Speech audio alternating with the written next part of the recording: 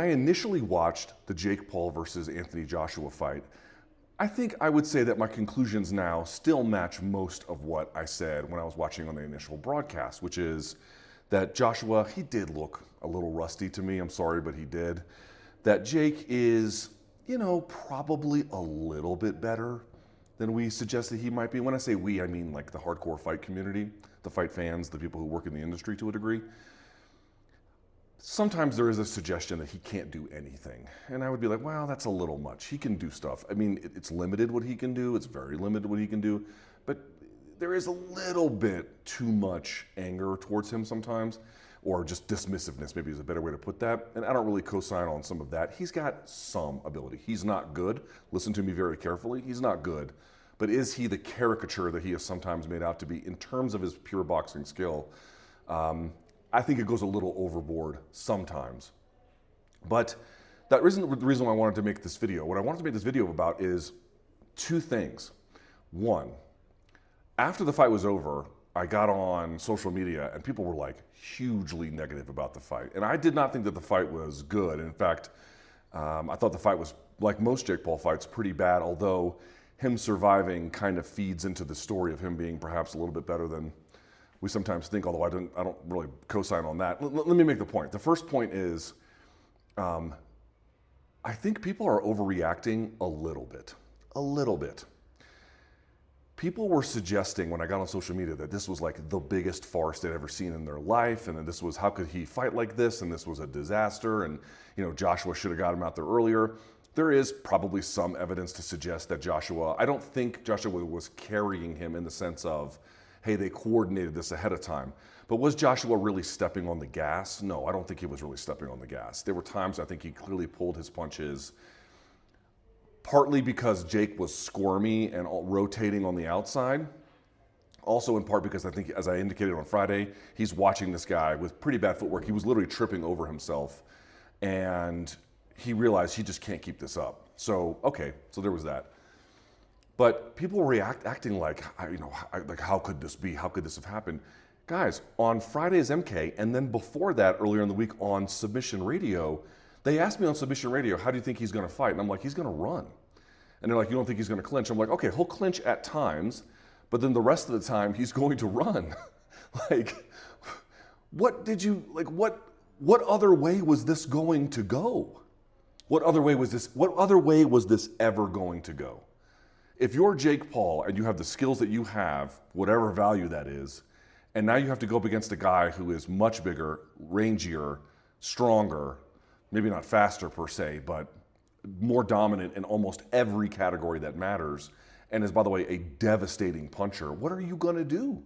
What are you going to do? You're going to run.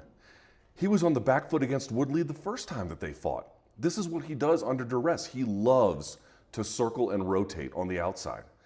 Now, you might be able to argue that Anthony Joshua should have put more pressure on him, and I do think that that is true. Maybe he would have been hit a few more times, and maybe he would have been scuffed up a little bit more, and maybe he didn't want that. Again, maybe he just kind of felt like he was rusty 15 months off.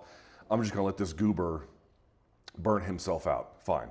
You can definitely make that argument. I don't think it was in any way coordinated between he and Jake Paul, but I do think he kind of looked at this and was like, this guy's just, he's burning all the gas in his tank.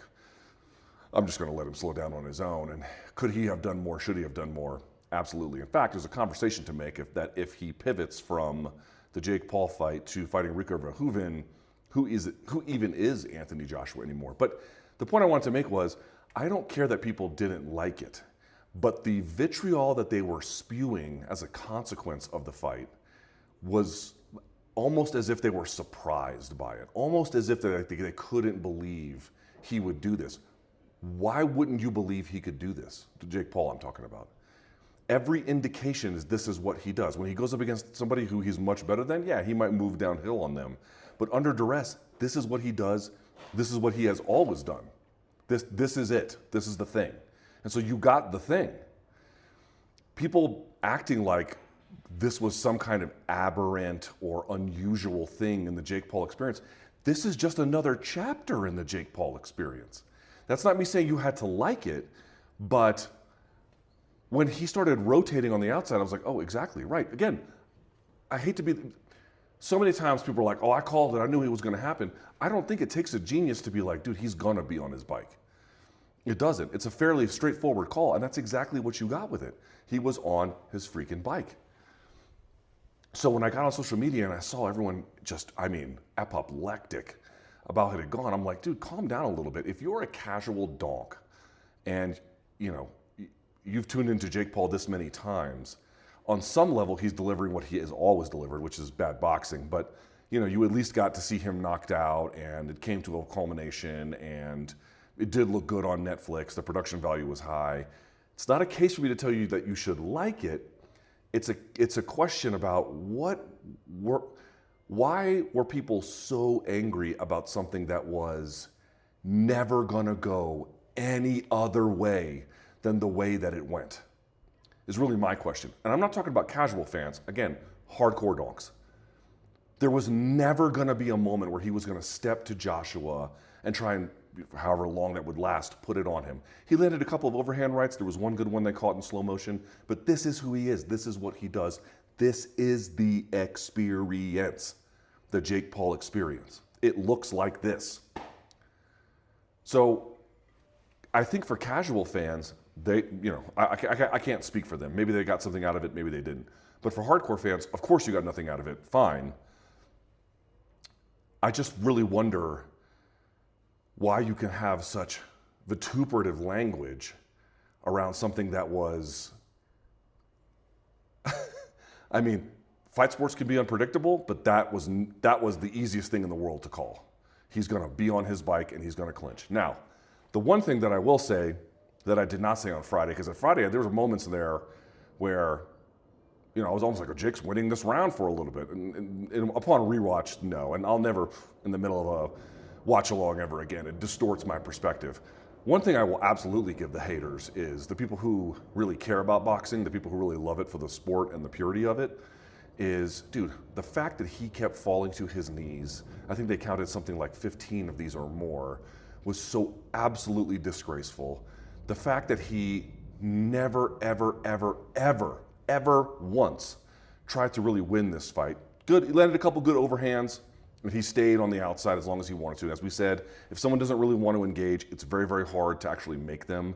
Could Joshua have done more? Yes, but as we've been over this a million times. But the point is, if someone doesn't really want to engage, it can be very hard. The match I keep bringing up is Carter and Chukadzan and Jaron Ennis, the first one that they had. And Chukadzan was not trying to win, and Jaron Ennis didn't end up looking that good as a consequence. Two much more higher level boxers, obviously, but you get the idea. So you basically got back to that in this one.